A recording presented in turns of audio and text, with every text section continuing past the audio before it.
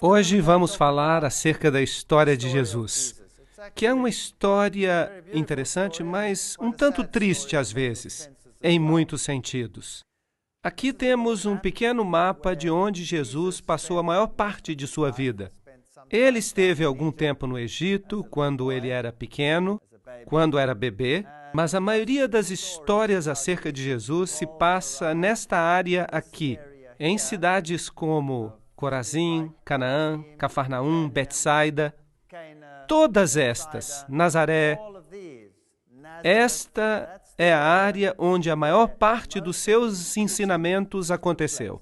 E se descermos um pouco mais, até chegarmos a Belém, e também chegarmos a Jerusalém, este é um grande lago de águas salgadas, até o mar da Galileia.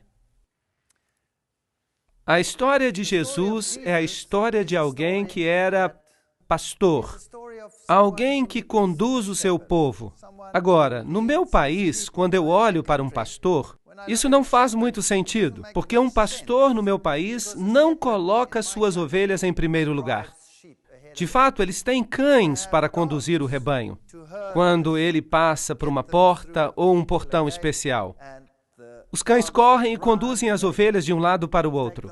Eles as pressionam para que elas se juntem e, de fato, as ovelhas ficam um tanto aterrorizadas durante todo esse processo. Assim que ver um pastor que conduz as suas ovelhas é algo estranho para nós. Mas essa é uma ilustração típica do Oriente Médio, onde os pastores agem de forma diferente. O pastor guia as ovelhas. Vocês percebem aqui que todas estas ovelhas estão olhando para o pastor. E isso é totalmente diferente do que acontece na maioria dos outros países. Isso é típico do Oriente Médio, onde você tem o pastor e o seu pequeno rebanho ao redor. E percebemos que todas as ovelhas estão olhando para ele. É muito bonito. Eu gosto muito disso. E este pastor tinha o rosto tão enrugado que eu tive que tirar uma fotografia dele. Aqui fizemos um pequeno vídeo de uma cena típica de pastor. Novamente, o rebanho está atrás e o pastor vai à frente. Elas confiam no seu pastor. Vamos ver o vídeo. Ele anda e as ovelhas andam.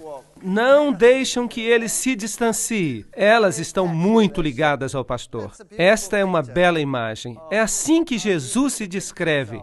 Como um pastor, ele nos guia e nós o seguimos. A história de Jesus é a história mais impressionante que já aconteceu no universo. Infelizmente, em todos os lugares que visitamos no Oriente Médio, nós percebemos que esses lugares foram transformados em lugares sagrados. As pessoas creem que há alguma santidade nesses lugares.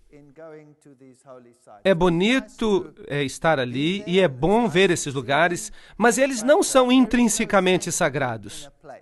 Você pode ter um encontro com Jesus no seu próprio quarto. E mesmo aqui. Claro que se você quiser ampliar os seus conhecimentos e ver como a vida era nessa área, aí é diferente. Mas ir para ali para receber uma bênção especial, isso é um engano. Portanto, esta aqui é aparentemente a caverna onde os pastores se encontraram naquela noite. E você pode ver que há aqui uma estrela no chão, e eles foram informados acerca do nascimento de Jesus. E nesta caverna, eles construíram uma igreja com relevos ao redor e um pastorzinho neste lugar. Quando o anjo apareceu a ele para lhe dizer que Jesus havia nascido em Belém, é provável que os pastores se encontravam em um campo como este. Portanto, a época do ano não poderia ter sido 25 de dezembro, que, de fato, é uma data para o nascimento dos principais deuses pagãos, como Zeus, Osíris, Júpiter e outros. Como os pastores estavam no campo, isso significa que a época era uma época de clima ameno. Não era no meio do inverno, como seria o dia 25 de dezembro. Este aqui é o campo de Ruth, uma história linda, a história de Ruth, a Moabita, que é outra história da Bíblia que nos mostra que Deus não rejeita as nações. Apesar de Moabe ser uma nação apóstata, Alguém de Moabe aceitou a Jesus como seu salvador pessoal. Eles não o conheciam como tal, porque Jesus ainda não havia nascido. Mas eles acreditaram que o Deus de Israel era o Deus verdadeiro e que podia também ser o seu Deus. Esta é a cidade de Belém, onde Jesus nasceu.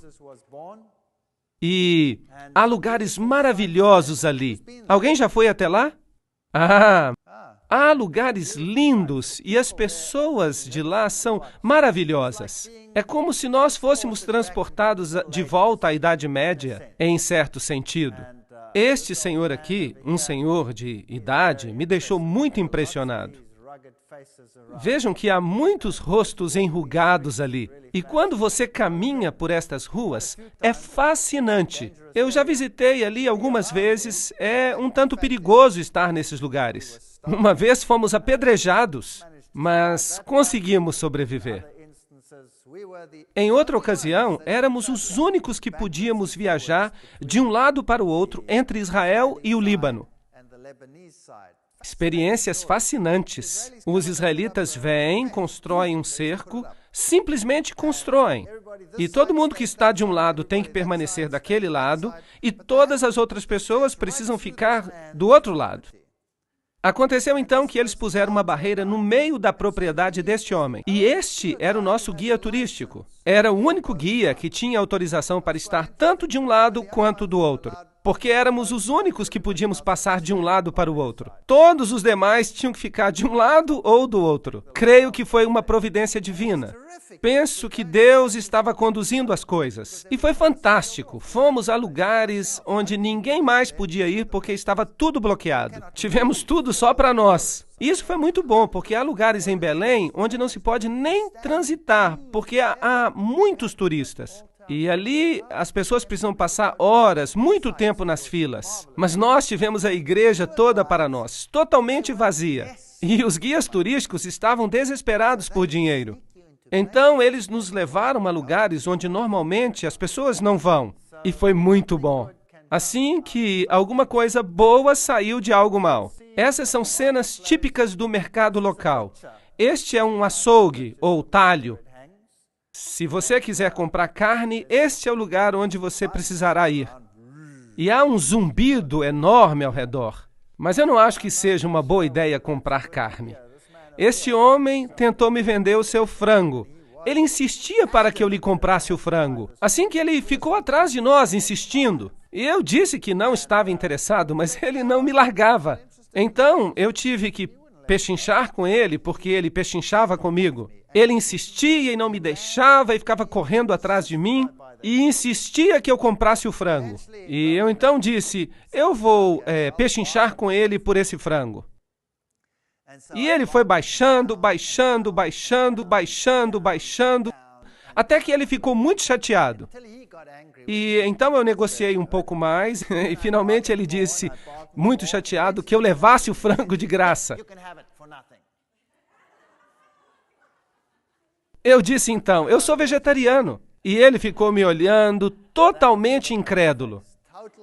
Ele não conseguia acreditar que isso era possível. Mas depois riu e nós nos tornamos então bons amigos. Esta é uma padaria típica e devo dizer que ao olhar o pão não parece muito quente, não é? Bem, de qualquer forma, pão é pão e se assa no forno. E ele parece bom. Mas as mulheres não podem entrar aqui, porque eles não permitem que as mulheres frequentem um ambiente inadequado, onde se assa pão. Experimente dizer isso, Bazanca, lá atrás. Eu não creio que ela estaria muito de acordo. E, no entanto, esta é a famosa Igreja da Natividade, onde, segundo eles, Jesus nasceu. Nós nunca poderemos ter certeza que foram mesmo esses lugares. Alguns talvez estejam corretos. E talvez este seja mesmo o lugar onde Jesus nasceu. Pois, é claro, estes lugares foram escolhidos muito cedo na história, e este, em particular, pela mãe de Constantino. E foi ela que descobriu que este lugar é o lugar. E por isso eles construíram aqui esta igreja, que era naturalmente uma igreja bizantina, o que significa que era ortodoxa, e por isso há uma tremenda desavença neste lugar, porque tanto os ortodoxos quanto os católicos reclamam este lugar para si. Essa desavença não foi resolvida até que surgiu o movimento ecumênico. E agora esta igreja é partilhada por ortodoxos e católicos romanos. Eles partilham até as suas missas. Agora, você pode chegar até este lugar, mas para entrar, você tem que passar por esta porta, que é bem baixa. Então você precisa se abaixar para mostrar um sinal de respeito e humildade. Por isso, você tem quase que rastejar através dela. E você pode perceber que a igreja está quase totalmente vazia. Quando eu estive ali, mas antes ela estava cheíssima. E o piso é, na verdade, um piso falso. O piso original está por baixo. E ele tem um mosaico original da época de Constantino. Esta é uma igreja muito antiga. E, com certeza, como local sagrado, ela está cheia de mitologias e histórias que provavelmente nunca aconteceram. Mas para mim era interessante, porque os raios do sol que entravam nesta igreja lhe davam um aspecto muito interessante. E ali por cima, deste lado, existem ali alguns buracos. Vocês podem ver. Que buracos seriam estes? Há uma lenda que diz que Maria apareceu na igreja um dia e que ela fez o sinal da cruz com seus dedos e foi até a pilastra e fez estes buracos. E aqui estão o que dizem ser os dedos de Maria quando ela fez esses buracos, os furos. E as pessoas dizem que se você colocar os seus dedos nesses buracos, você vai receber uma bênção especial. E quando eu olhei para esses buracos, eu percebi que as arestas estavam bastante gastas. Eu acho que fizeram um péssimo trabalho ali. Se realmente fossem sinais divinos, ali as marcas seriam muito nítidas. Esse é o tipo de histórias que atrai as pessoas, e as pessoas ficam assombradas, e vocês também ficariam surpresos, porque as pessoas formam filas só para colocar os dedos ali. E as pessoas realmente creem que receberão uma bênção especial de Maria se colocarem os dedos ali. Agora, com certeza, a igreja anteriormente havia sido mais baixa. Eu lhes falei a respeito do piso inferior, que estava coberto por tábuas e que era consideravelmente mais baixo do que o piso atual. Dessa forma, se você quer ir até o local original onde dizem que Jesus nasceu, você tem que descer esses degraus e chegar até o sepulcro. E foi aparentemente neste ponto em que ele esteve, ali, neste mesmo lugar. Portanto, ainda nos dias de hoje, se você colocar a mão ali, você pode receber uma absolvição da Igreja Católica Romana. Isso significa que todos os seus pecados serão perdoados. E, de fato, você pode ter os seus pecados perdoados com 90 dias de antecedência. Então, se você está planejando fazer uma grande festa, é bom então ir ali e colocar a mão, sabendo que agora, por 3 meses, você pode fazer o que quiser. Muita farra. Isso é interessante. E por isso, nenhuma pergunta lhe será feita e você não vai receber nenhum castigo do céu. Agora, nós estivemos ali numa ocasião em que não havia ninguém, o que era surpreendente. Portanto, quando nós chegamos ali, na verdade, ninguém deveria estar ali. E essas pessoas ficaram muito surpresas, porque elas estavam ocupadas com seus rituais normais, e parece que interrompemos este ritual. E eles não ficaram nada felizes. Mas eu estava com uma máquina fotográfica e tirei uma foto. E vocês deveriam ter visto as fisionomias dessas pessoas. Eu vou mostrar uma foto que tiramos agora mesmo. E esta é uma missa ortodoxa na parte mais baixa, na parte subterrânea desta igreja, onde normalmente nós não deveríamos estar. Aqui estavam, e estavam vestidos com capuz negro. Até parecem membros da Ku Klux Klan, como monges. Os monges são monges ortodoxos, fazendo a sua missa particular. E aqui vemos o que aconteceu, algo que os deixou bastante irritados.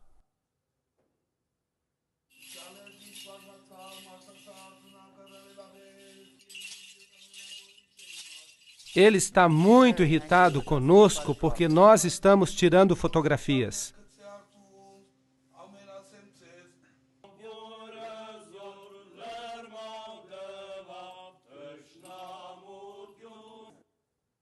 Agora, este outro homem ali, se ele nos pudesse matar com o olhar, nós já estaríamos mortos. Ele não parece nada amistoso. Bem, esse é o tipo de ritual que acontece. Eu não sei que tipo de missa, mas é interessante. Depois, quando os ortodoxos saem, entram os católicos romanos e fazem a sua cerimônia. Aqui está um grupo de peregrinos, já num contexto católico romano. Aqui está uma senhora, e havia 3 cruzes diante dela, e o seu rosto está coberto. E dizem que é um bom lugar para ir se você quiser ser purificado de qualquer pecado, seja qual pecado for. Fora da igreja, eles têm uma estátua de Jerônimo, traduzindo as Escrituras, e há um crânio lá embaixo. Isto parece um pouco de ocultismo, com certeza. A questão da morte e dos ciclos da vida e da morte. E quanto mais nós descemos, mais perto nós chegamos do porão da igreja, que é uma gruta. É ali que dizem que Maria realmente deu à luz. Mas você também pode notar esses arcos triplos, que são um símbolo do paganismo. E se este foi um lugar pagão, eu não posso dizer. Mas ali há também crânios que as pessoas dizem que são os crânios dos bebês que Herodes matou. Eu, particularmente, não creio que sejam. Mas isso é o que se diz. E é por isso que eu fotografei o que eu via. Em uma certa ocasião, uma bomba explodiu no lugar onde eu havia estado poucos minutos antes. Então, é um lugar muito perigoso. Vejam outra gruta. E nessa gruta também há um santuário dedicado a Maria. Porque dizem que neste lugar é onde Maria amamentou o seu bebê. E eu não sei explicar as diferenças, mas a gruta onde Maria deu à luz é uma, e o lugar onde José esperava por ela dar à luz é outro. Tudo isso é muito interessante. E quando você chega a este lugar, ele é chamado de Santuário do Leito. E você chega ali e há uma outra igreja, uma igreja construída numa caverna, um símbolo pagão.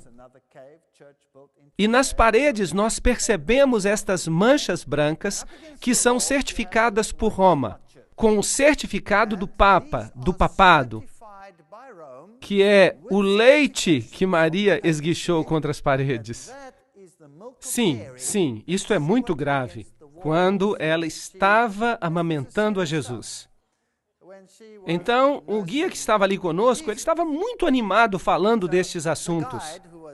E você pode receber uma unção especial com um certificado do Vaticano, dizendo que aquele de fato é o leite de Maria. Então, eu disse ao guia, você sabe, eu estive nas outras cavernas e há também manchas brancas similares nas outras paredes. Parecem que são depósitos de carbonato por causa da chuva. E ele me disse que sim. Nas outras cavernas, tudo bem, mas não nesta. Porque esta é a famosa Gruta do Leite. E se você continuar descendo, você chega até essas subcavernas. E ali você pode ver um ícone tríplice em cada uma delas. Isto é, de fato, uma lenda pagã. E quando Maria chega, ela toma o lugar de Ísis. Ísis era considerada a rainha da fertilidade. Afinal de contas, ela conseguiu dar à luz Horus, mesmo depois que seu marido morreu. Ela o reconstruiu. E aqui, se as pessoas tivessem problemas de fertilidade, elas podiam orar a Ísis, e isso resolveria os seus problemas de fertilidade. Se tivessem problemas para amamentar, então elas deveriam orar a Ísis, e logo depois o leite fluía. Isso é uma espécie de paganismo antigo, ressuscitado no cristianismo moderno nestes lugares.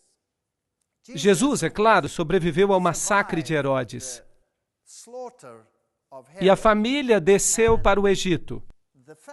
Portanto, a Bíblia nos diz que eles passaram algum tempo no Egito, tempo suficiente para o rapaz amadurecer, segundo o costume de Israel. Ele retornou do Egito e viveu em Nazaré. Isto é o que a Bíblia nos diz. Agora, se você for ao Egito, este é o lugar para o qual as pessoas pensam que a família santa veio. E ali também eles têm algumas imagens. Novamente, a Igreja Ortodoxa tem aqui alguns lugares que ela considera sagrados. E aqui está a história de José descendo com sua família para o Egito. E uma das igrejas mais famosas por aqui é a Igreja do Patriarcado Cópita, um mosteiro, a Igreja da Virgem Maria em Adawa, no Egito. E é uma igreja muito famosa. Há poucos anos, e eu me esqueci exatamente quantos anos faz, no fim dos anos 90 por aí, Maria teria aparecido. Teria havido aparições da Virgem neste lugar. E o mundo muçulmano ficou louco com isso. Com certeza não poderia ser Maria, porque a Bíblia não permite isso. No entanto, essas aparições aconteceram no patriarcado. E aqui você pode ver algumas das imagens, alguns dos símbolos da igreja. E isso aconteceu exatamente no domingo de Ramos, quando estávamos ali. Por isso, o patriarca está aqui com estas folhas de palmeira. E aqui também nesta igreja está representada a história da família santa para o Egito, a sua fuga. E eles acreditam que eles desceram ao longo do rio Nilo e permaneceram neste lugar especificamente. E é fascinante que esta igreja tem também um livro de milagres. E a igreja mantém um registro do que aconteceu. E segundo ela, este livro, que é muito pesado, desceu flutuando no Nilo. E sendo este um lugar sagrado, as pessoas aqui são muito fervorosas e elas anelam por receber essas bênçãos. Este é o livro que veio flutuando no Nilo e estava aberto em uma página específica. É muito interessante. Este aqui é o livro. Vocês estão vendo? Vou aproximar. Há um pequeno letreiro que diz o que aconteceu. E em que página estava aberto? É um livro encadernado com metal, mas eles dizem que ele não afundou, que ele flutuou. Eles dizem que é como o machado de Eliseu. E então dizem que a Bíblia flutuante veio na sexta-feira, dia 12 de março de 1967. Após uma manhã de liturgia, as pessoas notaram que havia um objeto flutuando na água. Estavam perto das margens e notaram que era uma Bíblia que estava flutuando nas águas. E estava aberta em Isaías 19:25. Bendito seja o Egito, meu povo. Apesar de estar encharcada com a água e muito pesada, ela estava à tona. E isso foi considerado um milagre pelo povo. Foi considerado glória para Deus e uma bênção para eles. Agora, o fascinante é que o texto de Isaías 19:25, claro que não diz apenas isso, e é um texto que fala sobre o tempo do fim. Diz que haverá uma bênção para o Egito e para a Síria e para Jerusalém, o que significa que a mensagem de Deus terá chegado até mesmo às nações pagãs e que muitos vão aceitar a justiça de Cristo. De certo modo, é uma bonita profecia para o fim dos tempos. Mas eles se ativeram exclusivamente a esta parte para dizer que eles são um povo escolhido.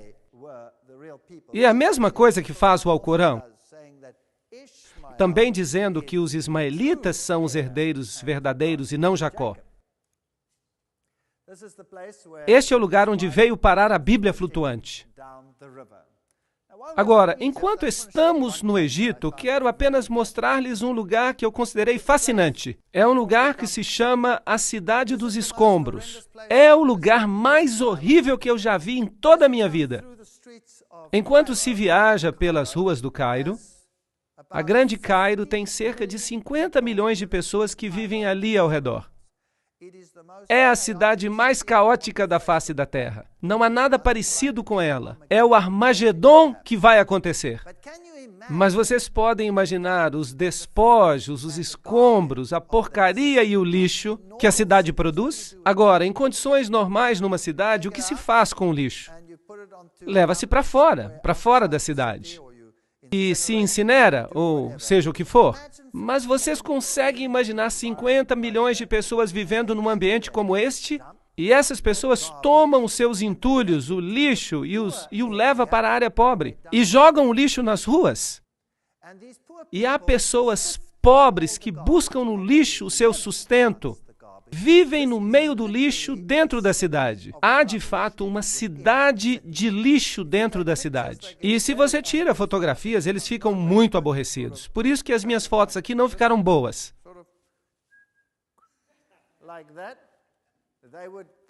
Eles literalmente me matariam se me vissem tirar uma foto. Por isso tivemos que fazer assim, e é surpreendente que toda esta cidade, quando se cruza a cidade dos escombros, há um portal, e quando se passa este portal, de repente estamos num lugar completamente diferente. É espantoso.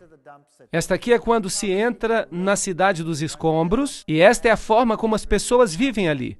Não dá nem para imaginar. O meu coração realmente ficou condoído. Que estão lugares cheios de lixo. Eles vivem aí. Este é o seu lar. E eles vivem no meio do lixo. Sua casa é de lixo. Aqui dá para ver os caminhões de lixo entrando, há centenas. Há um engarrafamento inacreditável. É tudo lixo e o cheiro é insuportável. Nós atravessamos toda a cidade, mas eu não toquei em nada. E ainda assim, eu tive uma inflamação na gengiva. E todo o resto da nossa equipe teve diarreia. Só de passar por este lugar, que é um lugar incrível. Os germes que existem ali são assassinos. As pessoas precisam ter um sistema imunológico de primeira qualidade. Aqui dá para ver os engarrafamentos, bem como o lixo e a porcaria por toda parte. As imagens não são muito boas. Estão um pouco tremidas porque eu tinha que tirá-las de forma discreta. Aqui está um burro levando uma carga de lixo para despejar na cidade. E aqui há alguém tomando chá no meio do lixo, como se pode ver. E aqui está um lixo que foi selecionado. Provavelmente ele vale alguma coisa. As crianças caminham no meio do lixo. Vocês podem acreditar, é algo horrível. Eu queria tirar essas crianças daí, colocando-as num ambiente limpo. É chocante. As lojas, aqui está o lixo e aqui está a loja. E quando se passa por este portal, de repente você chega a um mundo diferente. Simplesmente, assim, é maravilhosamente limpo. E aí está uma pequena igreja ortodoxa, esculpida na rocha, e tudo ao redor é feito de rocha sólida. Esta pequena igreja ortodoxa é inacreditável. É a igreja do Santo Bola.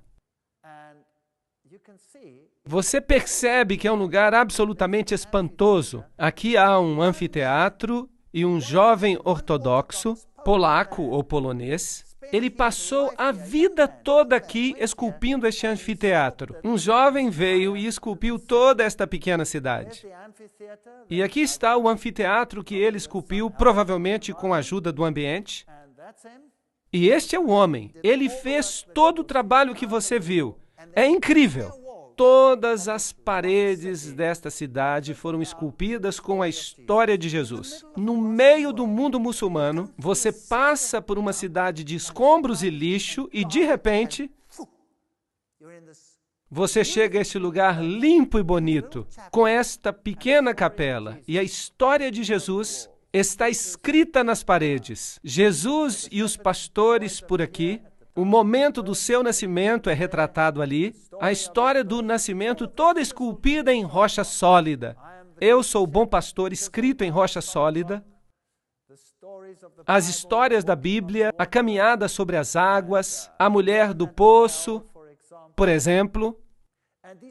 E estas são esculturas enormes. Apenas para lhe dar uma ideia, esta é uma encarpa de rocha. Uma parede de rocha com esculturas lavradas nela. Cada grande pedra foi transformada em uma obra de arte. Jesus, esta é a história de Lázaro, sua saída do túmulo. Esta é a história de Jesus, sua saída do próprio túmulo. E você percebe como são grandes. Esta é uma fachada enorme, onde ele também trabalhou. E trabalhou em toda esta área. E virou uma história linda de Jesus. Vamos nos aproximar um pouco mais. Enquanto ele estava nos abençoando, então ele subiu ao céu e a imagem seguinte, percebemos o Filho do Homem vindo nas nuvens com grande glória. Um homem transformou esta área num espaço de esperança. Fiquei muito impressionado e é isso mesmo que o mundo é.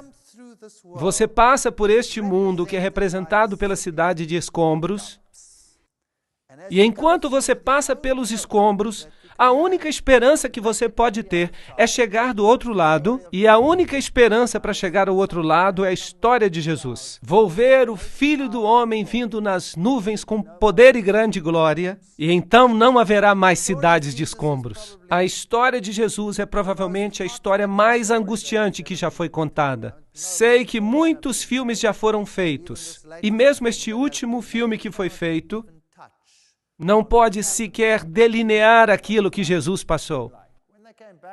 Quando eu voltei a Jerusalém, Jerusalém é hoje uma cidade totalmente diferente. É uma cidade de peregrinações. Milhares de pessoas peregrinam até ali.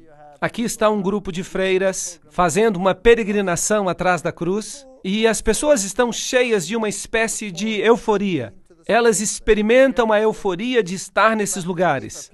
Mas se o lugar toma o lugar de Jesus, isso é um problema. Este é o Muro das Lamentações, e lá está a famosa mesquita na rocha, ao fundo.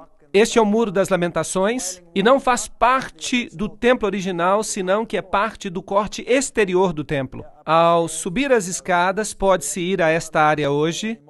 Ninguém está autorizado a entrar ali.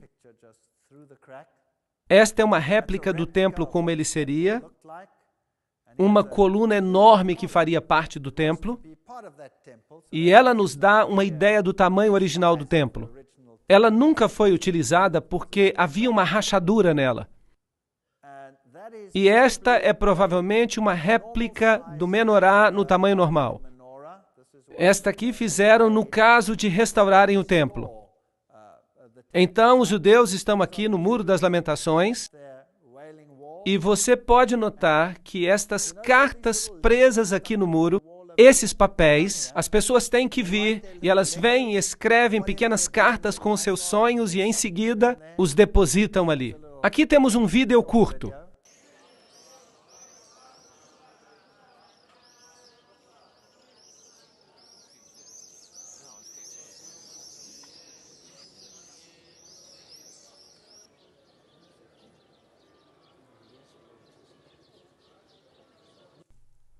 Sabem, quando eu olhei para todas estas coisas, para estes judeus sinceros, em pé, na frente do Muro das Lamentações, mostrando reverência para com o muro, eu me perguntei a mim mesmo, se eles apenas conhecem a rocha, sem compreender a rocha da salvação, se eles simplesmente pudessem compreender que não há salvação em tijolos e que a única salvação está no que esta parede representa. As pessoas têm a tendência de fazer com que lugares comuns sejam considerados santos. Isso é muito triste. E, no entanto, passam por alto a pessoa que esses lugares representam.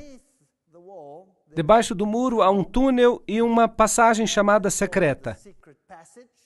E quando se passa por aqui, chega-se à parte de trás deste lugar, e você pode ver onde os judeus ortodoxos, os rabis, os rabinos, se reúnem. No passado, as pessoas simplesmente os ignorariam, mas os tempos mudaram. Fiquei surpreso. No passado, se você viesse aqui como pagão, eles o detestariam e fariam cara feia. O que faz uma pessoa tão impura num lugar tão santo? Mas eu fiquei surpreso quando estive aqui neste momento, faz 4 meses. A maioria destes rabis ou rabinos veio e me pediu dinheiro, algo que nunca teriam feito há uns 2 ou 3 anos. A situação está ficando ruim neste lado, para que eles façam uma coisa dessa. Mas este é o lugar mais santo onde se encontram restos do muro antigo.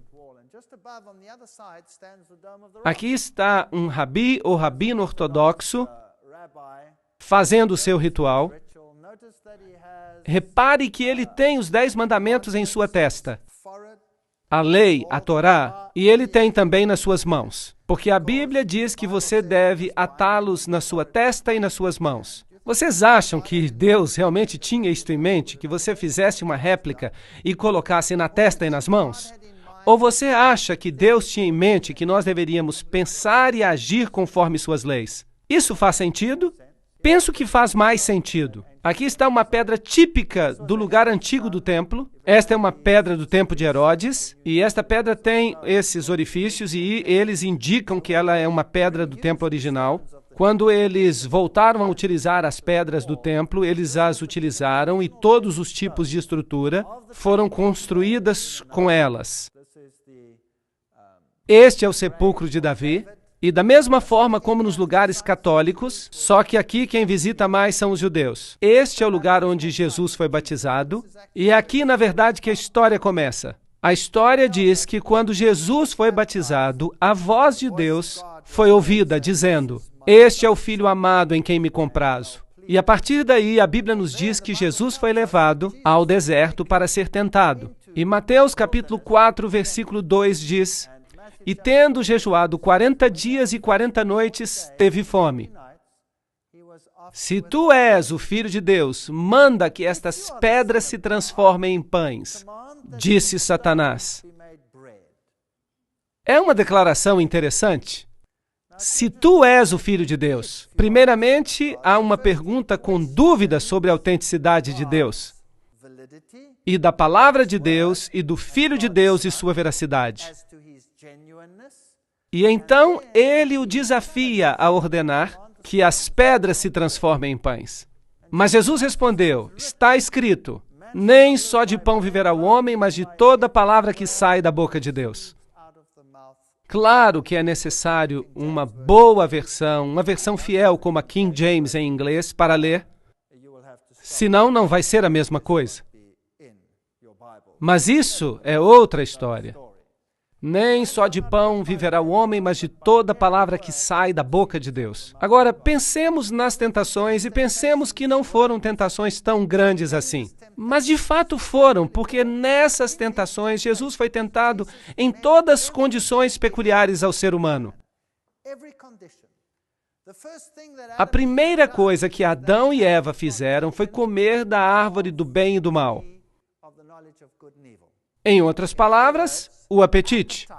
Era bom comer, mas foi um de seus problemas. E nele Jesus triunfou depois de jejuar 40 dias e 40 noites, onde Adão e Eva falharam, apesar de todo o esplendor e luxo que tinham, conquistando o apetite e conquistando a dúvida.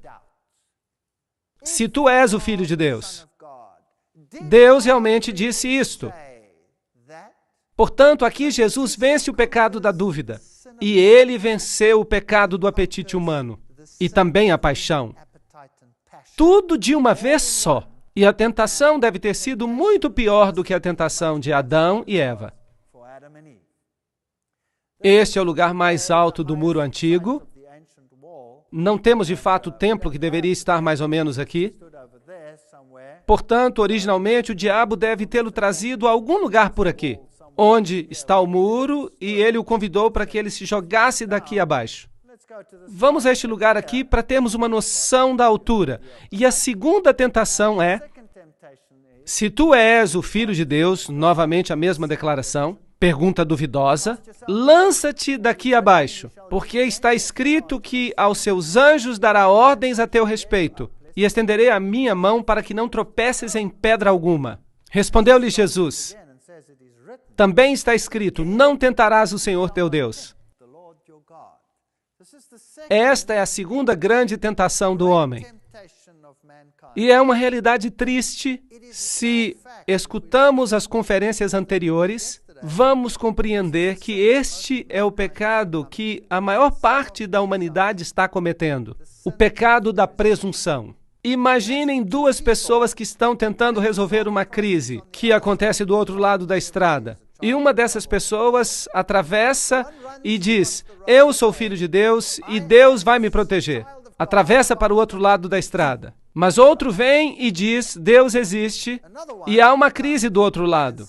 Ajuda-me a cruzar esta estrada. E ele corre para o outro lado da estrada. Os dois, pelos padrões externos, são absolutamente idênticos.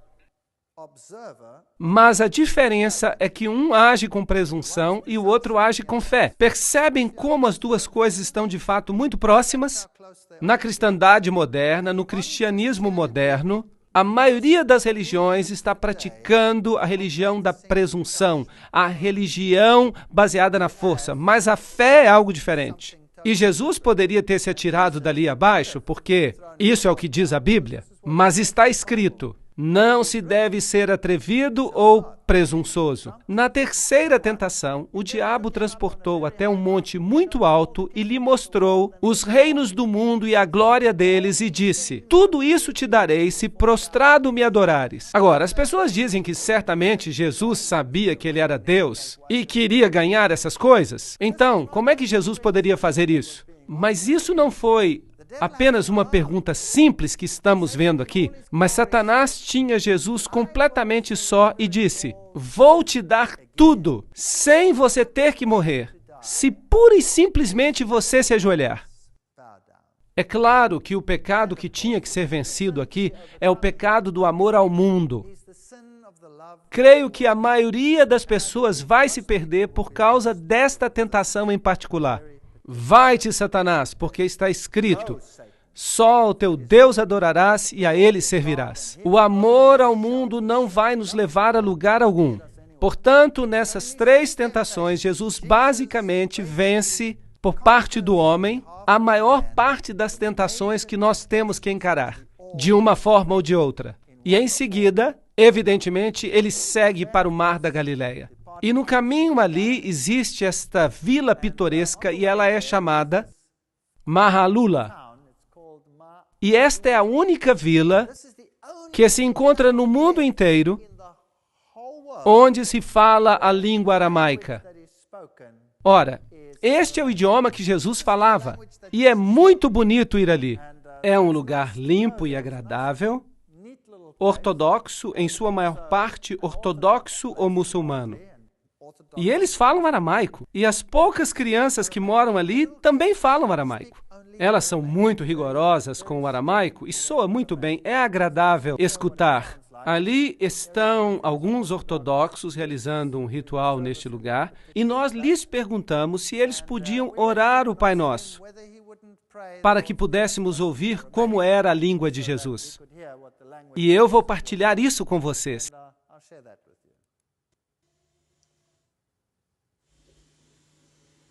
أبو ناحتي بشمو يجكاتاش يشماخ يثالي مالكاخ جثك الإيروتشاخ يخ بشمو تشيب على رعا أبيح لحماح أخو اليوماح وفر ليحتي يوثاح يخ من غفر للتمخت عن ميناح ولو فاشتخل الناح تشاري بيوثا بيس حصل الناح مشيدا. E este foi o Pai Nosso em aramaico. O Mar da Galileia é um lugar maravilhoso. Este é supostamente um dos lugares, porque não é o único, um dos lugares onde as bodas de Caná podem ter ocorrido. E vejam aqueles jarros ali. É como se você estivesse vendo os jarros originais. Como este. Este era o jarro de pedra áspera, onde primeiramente eles esvaziavam os líquidos e logo os guardavam nos jarros de barro. Esta é a cidade de Jesus. Este é o lugar onde realmente Jesus realizou a maior parte da sua obra e onde fez a maior parte das suas pregações. A cidade de Cafarnaum. E eu vou levá-los até lá na próxima parte.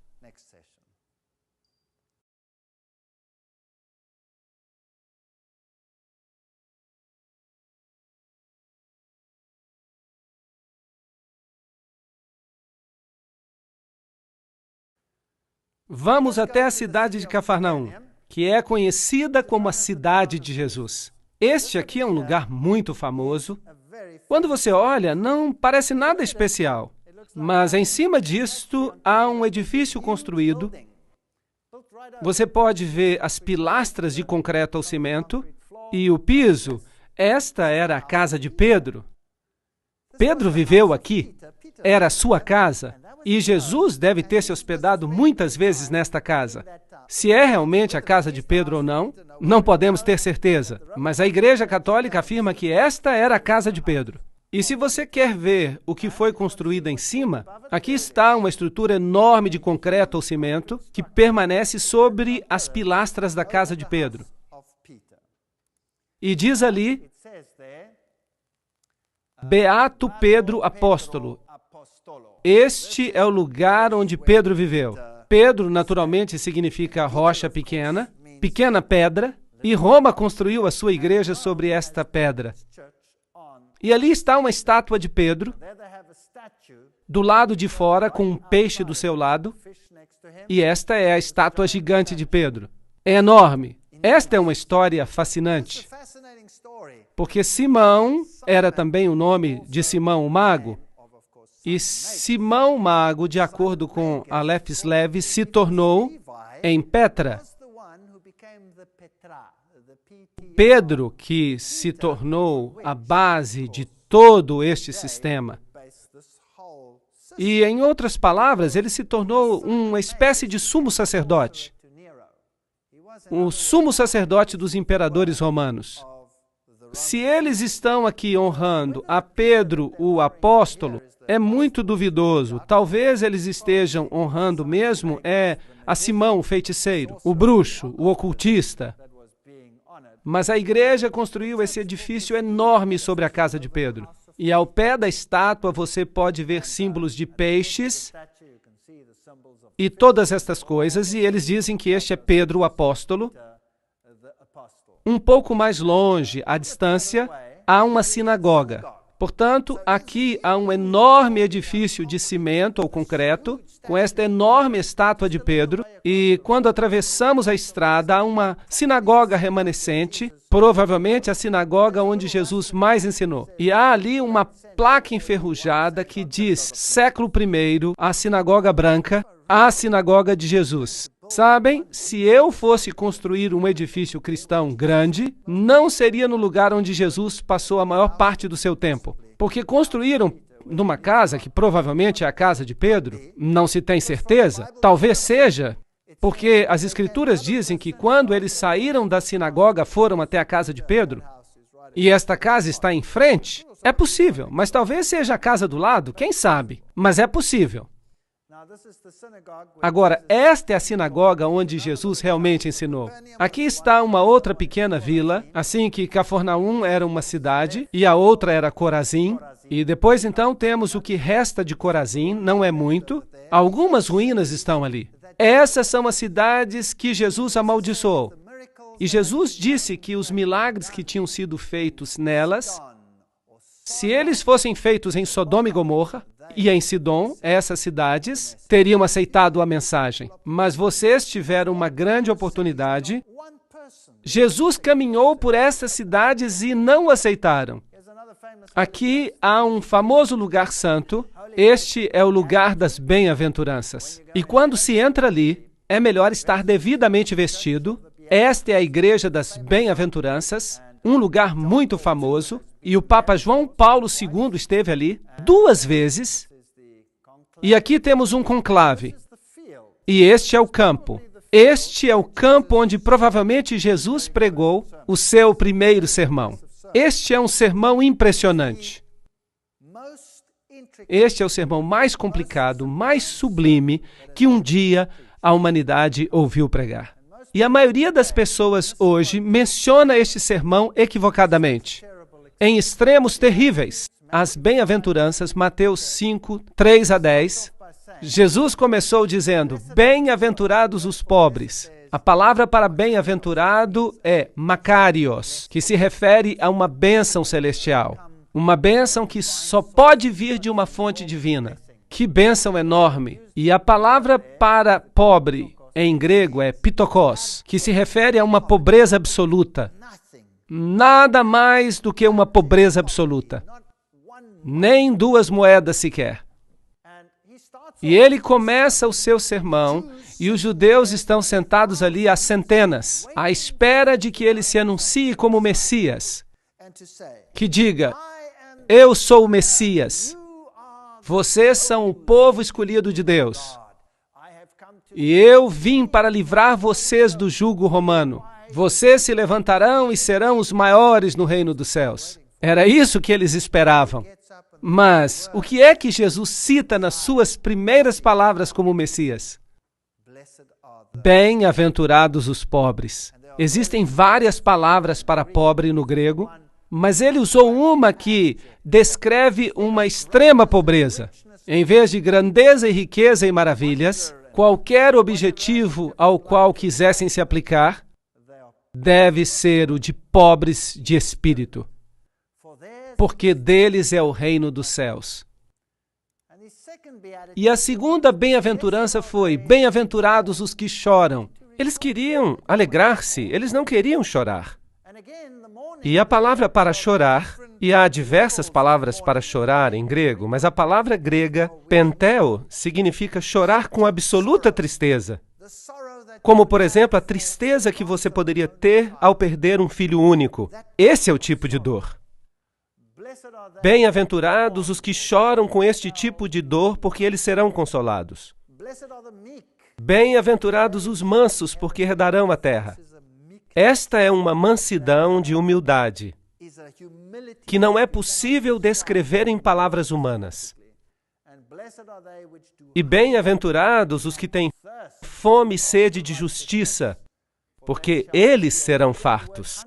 E, novamente, a palavra fome é o tipo de fome que alguém sente depois de vaguear no deserto por dias e dias sem comida ou água. Este é o tipo de fome e o tipo de sede. O que Jesus está fazendo aqui? Ele estava tentando chocar o seu público. Estava tentando dizer algo diferente do que eles esperavam. O que ele estava querendo fazer aqui era lhes mostrar o caminho cristão. E é isso que ele está explicando. Ele está dizendo: bem-aventurados são os pobres de espírito, porque deles é o reino dos céus. Em outras palavras, aqueles que percebem a sua fraqueza, aqueles que percebem que não têm nada a oferecer, venham a Jesus sem nada para oferecer. Eu não posso dizer: Senhor, eu tenho aqui um dinheirinho, eu posso comprar o meu caminho para o céu. Eu não tenho nada. Estou em pobreza absoluta. Não tenho nada a oferecer. Só uma vida manchada pelo pecado. Isso é tudo que eu tenho. Assim, eu preciso chegar ao ponto em que eu perceba a consciência de que sou pobre e não tenho nada a oferecer. Então, o próximo passo é abençoar os que choram, porque eles serão consolados. Não tenho apenas que perceber que não há nada que eu possa fazer como um indivíduo contaminado pelo pecado, mas devo experimentar a tristeza. Por quê? Pelo pecado. Devo experimentar uma tristeza pelo pecado e eu preciso olhar para o Filho de Deus. Devo sentir a tristeza, devo sentir o arrependimento e devo dizer: Senhor, perdoa-me. Lamento pelo que fiz. Um arrependimento genuíno é o passo seguinte na caminhada cristã. Bem-aventurados os mansos. Depois que você percebe a sua fraqueza, uma vez que você percebe que você é o responsável pela morte do Filho de Deus, uma vez que você tem experimentado uma tristeza verdadeira, não há mais tempo para você ficar em um alto pedestal pensando que é melhor do que os outros. É hora de descer e experimentar a humildade. E saber que os outros e Deus são melhores do que você. É um caminho muito difícil para a humanidade viajar nele. É o contrário de todas as emoções humanas. Bem-aventurados os que têm fome e sede de justiça, porque serão fartos. A caminhada cristã não termina quando percebemos que somos pecadores, ou quando estamos tristes e humildes. Ela tem que continuar em um processo conhecido como santificação. Significa: Senhor, muda o meu caráter perverso. E Paulo diz: eu preciso crucificar o velho homem cada dia e devo pedir a Deus para me transformar. E eu tenho um modelo perfeito que é Jesus Cristo. Por isso devo dizer: Senhor, transforma-me à tua imagem, que eu possa realmente refletir a ti. Desejo ser como tu és e menos como eu. Porque realmente eu me encontro numa situação bastante lamentável. Esta é a caminhada cristã. Mas qual é o passo seguinte? Depois de fazer isso, então você poderá ser misericordioso, porque está escrito: alcançarão a misericórdia. Percebem? Nós temos a tendência de pensar que nós somos melhores do que os outros. E por isso nós nos tornamos críticos. Um dos maiores problemas da igreja é o senso crítico, não é verdade? Você sabe que aquela pessoa faz uma coisa ou outra e você sabe que aquele jovem está metido em drogas. Quer dizer, o que você esperava? Afinal de contas, os pais dele são assim ou assado? Em vez de você saciar a fome, olhando para si mesmo, olhe para você mesmo, veja quão miserável você é. Mas você pensa que eles são piores do que você. Por quê? Porque você não tem piedade e compaixão por eles, do mesmo jeito que Deus teve piedade e compaixão de você. Não é isso do que se trata? Por isso Jesus diz que uma vez que você tenha chegado a esta estrada, uma vez que você tenha experimentado o arrependimento, uma vez que você tenha sentido tristeza pelos seus pecados, e uma vez que você tenha descido do seu pedestal, uma vez que você tenha pedido a Deus que o transforme e seja misericordioso, então você conseguirá ser misericordioso e ter compaixão daqueles que não tiveram a mesma oportunidade de compreender o que você compreendeu. Bem-aventurados os misericordiosos. E em seguida, bem-aventurados os puros de coração, porque eles verão a Deus. Lembro-me quando vim para esta igreja, eu vim do mundo. Eu era muito mundano, usava palavras ásperas. A universidade é muito dura e você tem que lutar para chegar ao topo. E a minha mente estava cheia de lixo. Mas eu disse a Deus, tu sabes que eu não quero ter mais uma mente como eu tenho. Então, Deus, ajuda-me a limpar a minha mente, a desenvolver bons pensamentos, onde agora eu só tenho maus pensamentos. Este é um processo de santificação. O cristianismo não é apenas conhecer Jesus. Não é bom só conhecer Jesus. Você não será salvo apenas por conhecer a Jesus. Por acaso o diabo não conhece a Jesus? Será que o diabo vai ser salvo só porque ele conhece a Jesus? Não. Temos que permitir que Deus nos mude, que limpe o nosso coração, as nossas atitudes. Bem-aventurados os pacificadores, porque eles serão chamados filhos de Deus. Conseguem ver? Só depois de passarmos por toda uma série de crescimento, é possível tornar-se um pacificador. Agora, o que é um pacificador? O pacificador é alguém que tem a paz de Deus no seu coração. Muita paz têm os que amam a sua lei, diz o Salmo 119 e 105. Trata-se de uma peça que é um pedaço do céu. Todas as vezes que eu olho para isso, eu me maravilho. Às vezes os políticos tomam esta frase e a aplicam a si mesmos. Eles se dão grandes prêmios sem terem passado por qualquer uma dessas etapas da vida cristã. Mas eles não são pacificadores, porque um pacificador é alguém que fez as pazes com Deus. Aí é um pacificador. Bem-aventurados os que sofrem perseguição. Não é incrível? Por causa da minha justiça, porque deles é o reino dos céus. Qual é a última coisa que o Senhor menciona aqui? Qual é a última bem-aventurança? Benditos os que são perseguidos. Em outras palavras, se você passar por este processo, se você sentir tristeza pelo pecado, se você pedir perdão, se você permitir que o Senhor lhe mude a vida e o coração, se você estiver disposto a descer do seu pedestal e se quiser a paz de Deus no seu coração, isso será uma irritação para o mundo. Então vão perseguir você. Isso é uma garantia. E este é o processo de caminhada cristã, totalmente oposto ao que o homem apresenta no mundo hoje em dia. As lições que Jesus ensinou perto do Mar da Galileia são as mais fundamentais que o ser humano precisa aprender. Temos que pegar a nossa Bíblia e estar alerta. Se você tem uma dessas Bíblias onde as palavras de Jesus estão em vermelho, é preciso estar atento. Vamos lê-las apenas como história? Não, vamos lê-las cuidadosamente, porque é Deus que está falando diretamente conosco. Cada palavra é um dom de Deus. Cada palavra, mesmo os mas e os pois, estão em seu lugar por razões específicas. Por isso é preciso prestar atenção àquilo que Jesus ensinou. Aqui está um barco típico do Mar da Galileia. Há pequenos povoados ao redor, não mudou muito. Aqui está um barco que foi encontrado depois de uma grande seca e aparentemente é um barco da época de Jesus. Por isso, este é o tipo de barco no qual Jesus esteve com Pedro e seus discípulos quando ensinou. Grandes lições. Peguem suas Bíblias novamente e leiam as palavras de Jesus. E diga a você mesmo, Aqui está Deus me falando. Há poder nestas palavras. Este aqui é o túmulo de Lázaro, é o lugar onde Lázaro esteve. É um túmulo escuro, obviamente, e hoje em dia é considerado santo. Mas imagine que neste lugar Jesus chamou um homem morto em faixas para fora do seu túmulo e provou que a ressurreição e a vida está nele.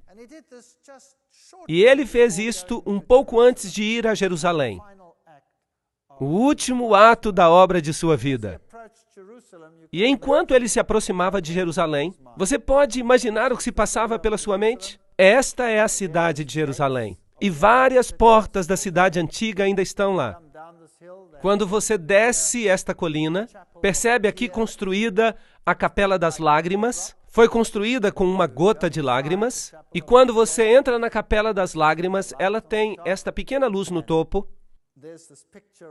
E há a figura de uma galinha, com a representação de uma mãe galinha que reúne os seus pintinhos. Porque Jesus disse, Jerusalém, Jerusalém, quantas vezes eu quis ajuntar os teus filhos, como a galinha ajunta os seus pintos debaixo das asas. Mas tu não quiseste. São palavras famosas de Jesus. Jerusalém, Jerusalém, que matas os profetas e apedrejam os que lhes são enviados. Quantas vezes eu quis te ajuntar como a galinha ajunta os seus pintos debaixo das asas, mas tu não quiseste. Nada mudou, o mundo continua a ser exatamente o mesmo. Este é o lugar onde ficava o templo antigamente, mas hoje há aqui a Mesquita da Rocha. Há um interessante detalhe arquitetônico aqui. Este é o portão de Damasco. E os arqueólogos querem nos fazer crer que a parede não está mais no mesmo lugar onde ela estava nos tempos antigos. Mas isto é muito significativo, porque os católicos romanos, eles têm no interior das muralhas o Gólgota. Mas a Bíblia diz que Jesus foi crucificado onde? Do lado de fora das muralhas. Agora, isto é muito significativo. Onde Jesus foi crucificado? No Gólgota católico ou fora da cidade? Agora, aqui há uma porta no topo e o que aconteceu aqui foi que um tubo se arrebentou e os judeus tiveram que escavar para escoar a água. E à medida que eles escavavam, eles foram descobrindo esta porta, que é a porta de Damasco. E você pode perceber que ela está justamente abaixo, em frente da nova porta. Portanto, é óbvio que o muro deve ter sido feito no mesmo lugar, certo? Portanto, isto é muito interessante. O muro está no mesmo lugar. E quando você entra neste lugar, esta é a porta de Damasco. E estas devem ser as pedras por onde Jesus andou e também onde Paulo caminhou. Portanto, se você caminha aqui, você está caminhando exatamente no lugar onde Jesus caminhou. E esta é a porta de Uda. São portas fascinantes. Portas do Sul, conhecidas como Portas de Uda, que praticamente não existiam até recentemente. Foram construídas no período do Segundo Templo. Ou seja, no primeiro século. Eu não gosto muito de usar AEC antes da Era Comum. Até o primeiro século CE, ou seja, Era Comum. Em português dizemos antes de Cristo e depois de Cristo. Depois de Cristo, essas portas forneciam acesso ao interior do templo. E as portas de Uda foram usadas muitas vezes por Jesus. Elas ainda estão fechadas hoje, elas fazem parte do novo muro e da nova construção, de modo que Jesus não deve ter caminhado por estas escadas. Aqui está um homem muito interessante, uma ilustração bonita. Ele estava com o seu burro e eu pensei que seria uma boa imagem, então tirei uma foto.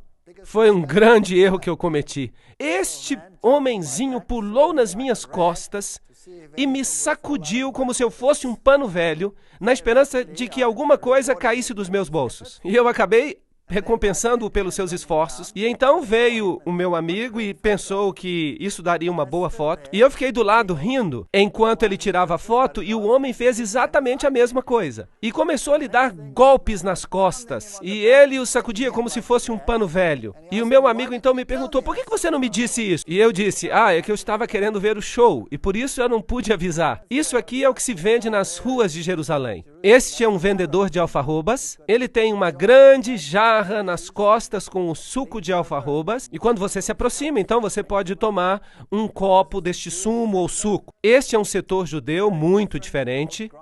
Aqui está um moinho velho, com crianças pequenas judias. Há muitos conflitos neste país. Esta é a velha cidade de Davi, que foi o lugar onde eles cerraram Isaías em 2. Será que você consegue imaginar isso? Alguém sendo cerrado vivo?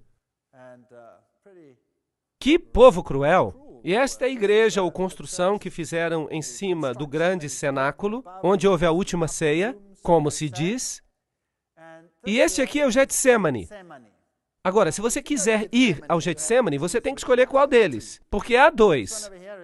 Este aqui é o Getsemane ortodoxo, e está construída esta enorme igreja ortodoxa nele, e ao lado, um pouco mais afastado, está o Getsemane católico. E do lado de fora há estas enormes oliveiras, e se diz aqui que estas oliveiras são descendentes daquelas onde Jesus foi orar.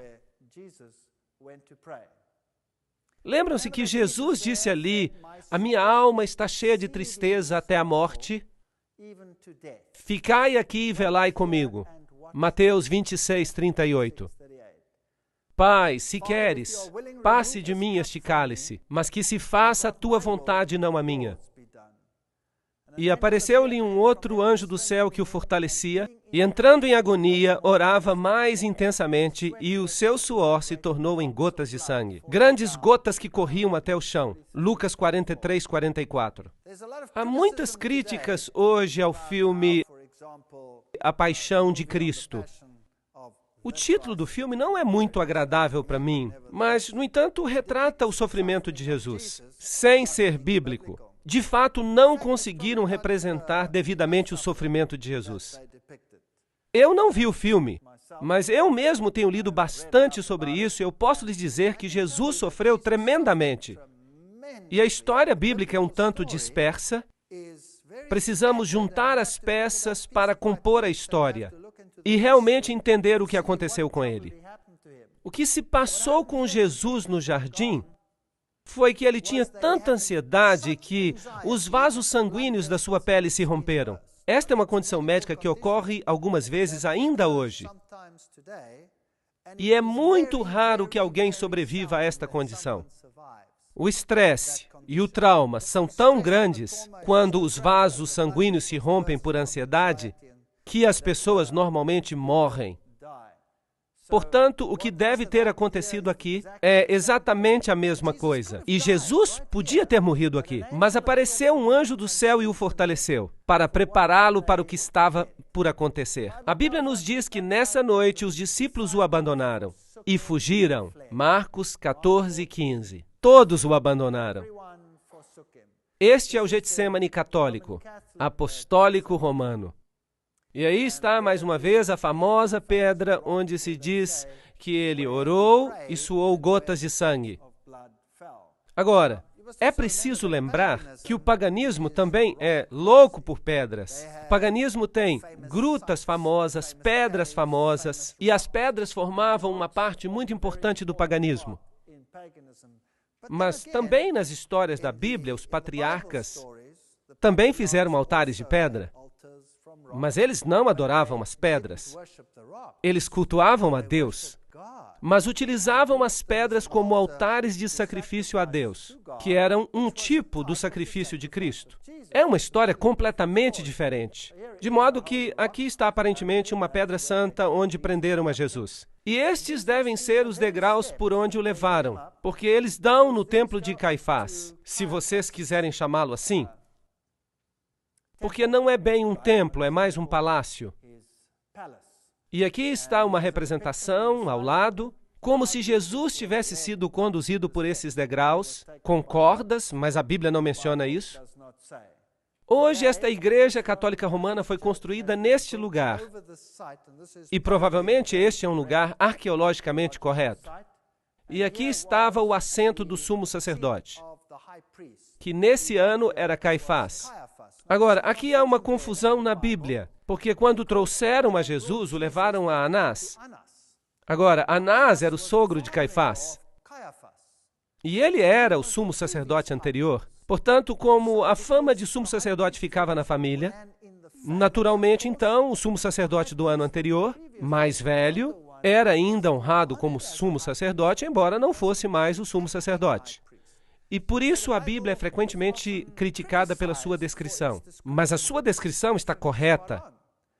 E alguns críticos dizem também que ninguém como Caifás de fato existiu. Bem, finalmente eles encontraram o seu sarcófago, com o nome de Caifás, sumo sacerdote, sobre ele. Portanto, isto é histórico também. Então, quando olhamos para o julgamento de Jesus, a Bíblia menciona 7 julgamentos de Jesus. O que é fascinante, porque o número 7 é o número de Deus. Mas não se percebe isso com a leitura casual dos evangelhos. Sobre estes 7 julgamentos, é preciso analisar os 4 evangelhos e associá-los cuidadosamente aos acontecimentos, porque nem todos os julgamentos estão em todos os evangelhos. Alguns se concentram em Pilatos, outros se concentram no julgamento de Herodes. Jesus foi primeiramente levado a Anás. Primeiro a Anás. E ali houve um julgamento perante Anás. E foi ali que o servo de Anás o atingiu no rosto. O feriu no rosto, porque Anás perguntou a ele o que estava fazendo, ou o interrogou acerca do que estava fazendo. E Jesus disse, não fiz nada em segredo. Que pergunta era essa? Porque Jesus sempre havia pregado na sinagoga. Então, o servo de Anás o feriu no rosto. Então, este foi o primeiro julgamento de Jesus. E logo ele foi levado com Anás ao sumo sacerdote daquele ano, que era Caifás. Portanto, Anás e Caifás devem ter feito um outro julgamento conjunto. Dali saíram para o julgamento da noite. Houve um julgamento à noite. E a Bíblia simplesmente diz que Jesus foi colocado numa cova, profeticamente no livro dos Salmos, e logo tiveram um julgamento pela manhã, porque de acordo com a sua lei era ilegal ter um julgamento à noite. Tinham que fazê-lo depois do nascimento do sol. Portanto, houve um julgamento com Anás, houve um julgamento com Caifás e Anás, houve um julgamento à noite por parte do Sinédrio, e depois reuniram mais uma vez todo o Sinédrio e fizeram outro julgamento pela manhã. E então acharam que Jesus era culpado e o levaram em seguida a Pilatos.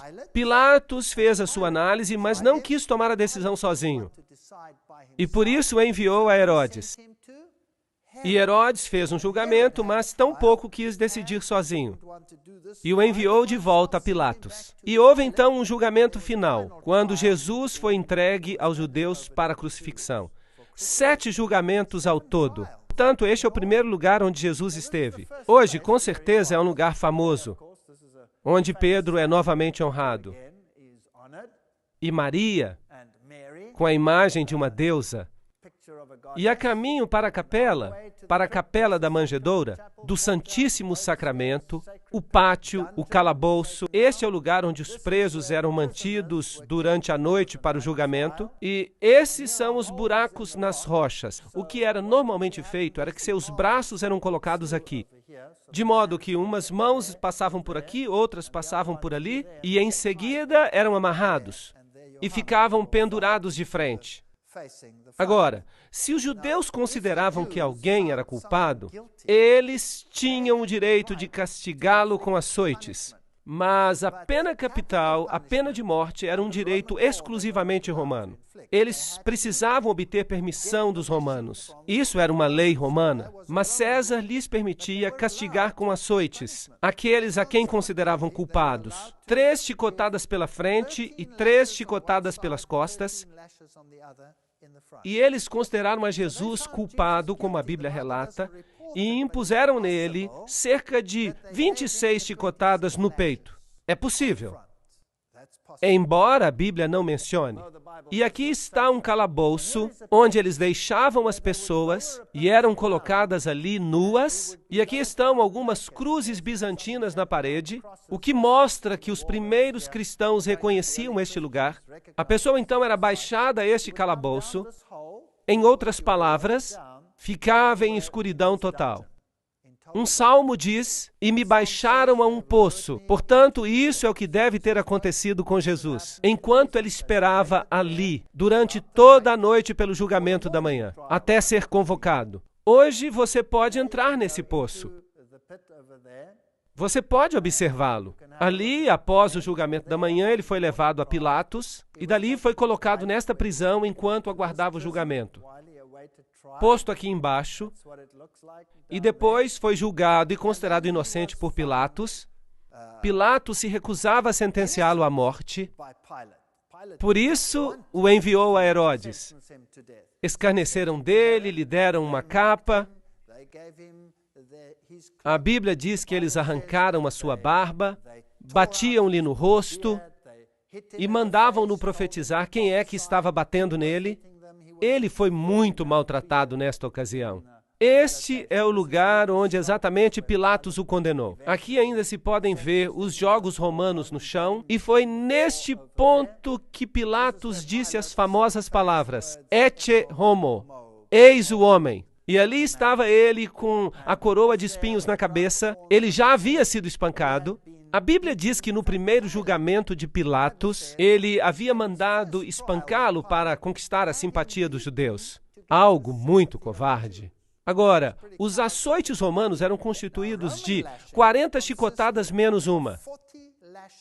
Então, eram amarrados numa pilastra e lhe davam 40 chicotadas menos uma. E o chicote que eles usavam tinham inúmeras cordas com pontas de metal e pedaços de pau. De fato, muitas pessoas que eram condenadas a esses açoites morriam ao ser açoitadas, somente por causa dos açoites, porque as chicotadas abriam rasgos na pele, rasgavam a carne da pessoa. E os registros dizem que, às vezes, as pessoas que recebiam os açoites tinham as suas entranhas expostas, ficando dependuradas neles. Assim que este era um castigo terrível. E, em seguida, há uma outra possibilidade de que ele tivesse sido açoitado 2 vezes. Porque quando ele foi considerado culpado no final e sentenciado à crucifixão, então era comum que se açoitassem a pessoa antes de crucificá-la. A Bíblia faz referência a isso, mas não explica se Jesus foi açoitado 2 vezes. Mas é possível que tenha acontecido. Os críticos também alegam que Pilatos não existiu. Aqui está uma inscrição que foi encontrada e ela diz categoricamente que Pilatos foi o procurador no tempo de Tibério. Assim que, biblicamente e arqueologicamente, não há maneira alguma que possa fazer com que a história bíblica seja negada. De modo que algumas pessoas descrevem os açoites dessa forma. Outras pessoas descrevem os açoites como se Jesus estivesse agachado sobre uma pilastra horizontal e que o castigavam dessa forma. E a Bíblia diz que quando colocaram uma coroa de espinhos sobre a sua cabeça e colocaram uma vara na sua mão, tomaram-lhe a vara e golpeavam com ela a sua cabeça. E a expressão grega usada é que ele foi golpeado inúmeras vezes, de modo que o sofrimento de Jesus foi enorme.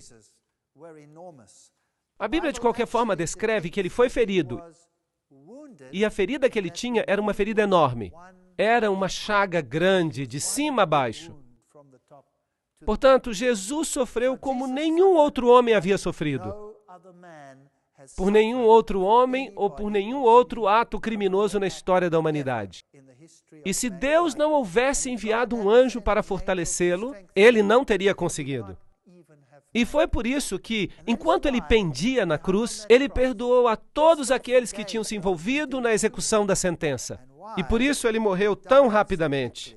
Enquanto outros ficaram ali mais tempo ainda vivos, e por isso tiveram as suas pernas quebradas, que era uma forma de garantir que eles continuariam na cruz e acabariam morrendo ali. Vejam, se eles continuassem dependurados no sábado, se não morressem na sexta-feira, então eles teriam que lhes quebrar as pernas, porque no sábado eles poderiam descer da cruz. E isso seria um desastre, porque eles podiam fugir e não haveria ninguém para capturá-los no sábado. E por isso eles lhes quebravam as pernas. A história é terrível naqueles tempos antigos. E a Bíblia também diz que eles o levaram ao Gólgota. Agora, esta é uma rua famosa, é a Via Dolorosa, onde ele deve ter caminhado e, de acordo com a Bíblia, sido levado para fora da cidade. Isso significa que ele deve ter descido por esta rua e saído por esta porta, que se chamava Porta das Ovelhas. E ele deve ter ido até ali, o que faz sentido, porque a Porta das Ovelhas era aquela através da qual os sacrifícios eram levados para serem queimados do lado de fora da cidade. Se você tem uma opinião católica, ele deve ter sido levado por essas escadas até o Gólgota. Mas eu vou lhes mostrar os 2 lugares. A Bíblia diz que ele carregava a sua cruz, mas ela caiu. Alguém então teve que ajudá-lo e tomar o seu lugar. Esta é a famosa Via Dolorosa. Ao subir, passamos por aqui, andamos por este túnel que é conhecido como Túnel de Ezequias, onde tivemos uma experiência horrível, porque fomos apedrejados. E aqui está o famoso sepulcro católico, a famosa igreja que reivindica ser o Gólgota. Felizmente, para os católicos romanos, tudo parece apontar de fato para esta igreja. Tanto o lugar onde se situava a cruz, quanto o lugar onde está o sepulcro. Tudo numa igreja. É muito conveniente para os peregrinos. Do lado de cá há uma placa, há romãs, uvas. As romãs e as uvas, exatamente como você teria no tempo de Baal. Exatamente as mesmas. Muito interessante, pequenas anomalias pagãs neste lugar. Quando se chega ao Gólgota católico, você tem várias urnas de penduradas com sais sagrados. Você tem as famosas pedras novamente. Aqui está um homem beijando uma pedra. Aparentemente, esta é a pedra onde deixaram o corpo de Jesus depois de tirá-lo da cruz. Aqui está o famoso sepulcro onde se pode entrar. Aqui o lugar onde ele foi supostamente enterrado. E este é então um lugar sagrado. Se você entra ali, você então paga ao sacerdote e ele lhe dá uma bênção e você fica absolvido por um certo número de meses. É de fato um lugar muito pequeno e a Bíblia nos diz que havia uma pedra enorme que era rolada em frente do local, mas aqui é um lugar bem pequeno e é o local onde eles dizem que está o sepulcro, como se pode ver. Pode-se dar uma volta e se ter uma noção do tamanho. Percebem-se aqui as velas e é tudo muito pequeno, isso é tudo. Isso é tudo que há para ver. Se você subir as escadas da igreja, então você chega a um local onde as pessoas ficam muito reverentes. E aí estava o Gólgota. E eles têm todas essas estátuas de Jesus com Maria e as mulheres à volta e muitas outras, com ouro, prata e brilho. E há um lugar bem aqui onde dizem que se encontrava a cruz. Agora, há um outro Gólgota ortodoxo, e dentro da mesma igreja você pode escolher se você quer colocar o dinheiro num lugar ou no outro. Você pode escolher. E quando você entra nesse lugar, então você tem uma bênção especial. Algo que ninguém gostaria de perder. Por isso, eu e o meu amigo fomos ver o que era. E aqui está uma pedra que eles dizem ser a pedra do Gólgota. Logo ali na igreja, eles dizem que esta é a caveira. Portanto, este é o famoso Gólgota católico romano que recebe a maioria dos peregrinos do mundo. Se você sair pela Porta das Ovelhas, que hoje se chama Porta do Leão, mas no tempo antigo se chamava Porta das Ovelhas, se você sair, e lembre-se que o muro está provavelmente no mesmo lugar onde estava o muro antigo, segundo a arqueologia, então você tem um problema, porque este Gólgota católico está dentro da cidade. Mas a Bíblia diz que ele foi crucificado fora da cidade. A salvação é para todos. Não é só para uns poucos selecionados dentro da cidade. E assim, quando você sai, você vê esta pedra enorme, que ainda hoje tem o rosto de uma caveira nela, e em cima hoje há um cemitério muçulmano, e é chamado o lugar da caveira. De fato, isso era uma pedreira. Fascinante. Esta é a pedreira de onde Salomão havia cavado as pedras que ele usou no templo. Fascinante. Na verdade, todo este vale, e ele é parte de uma montanha que continua desde a direita até a esquerda, e que finalmente formou o monte onde estava o templo. E é provavelmente neste lugar onde Abraão provavelmente simulou um tipo de morte do Filho de Deus, através do sacrifício que ia fazer de Isaac. Mas Deus disse, você não tem que prover o seu filho, eu vou enviar o meu. E este é de fato o mesmo monte. Que fascinante! Assim que faria sentido que Jesus morresse no topo dessa colina. Deus é amor. Porque Deus amou o mundo de tal maneira que deu o seu Filho unigênito para que todo aquele que nele crê não pereça, mas tenha a vida eterna. João 3,16. Fora, bem próximo, na base da montanha, está uma tumba com um jardim.